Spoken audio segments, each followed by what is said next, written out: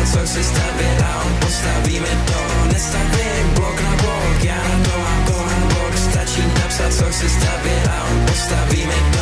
Téma teď je loď, tohle to nemůžu prohrát. Umím vážně dobře stavět a ještě k tomu jsem rybář. Tady moje pěkná kajuta a tady ryby chytáš. Trospit, co jsi postavil ty, i když nemůžeš vyhrát. Koukej, postavil jsem tohle, je to pěkný, páč jsem trénoval. Naučit se to trvalo, ale čas tomu věnoval. Jestli se líbí, díky, je to moje vlastní výroba. Nechápal jsem to předtím, umět stavět, to je výhoda. Neuměl jsem stavět, oni se mi smáli, teď já nestavím blok na blok, já na to mám blok. Stačí napsat, co chci stavět a on postaví mi to. Nestavím blok na blok, já na to mám blok. Stačí napsat, co chci stavět a on postaví mi to. Hej, Trospit, to jsi nepostavil za ten čas.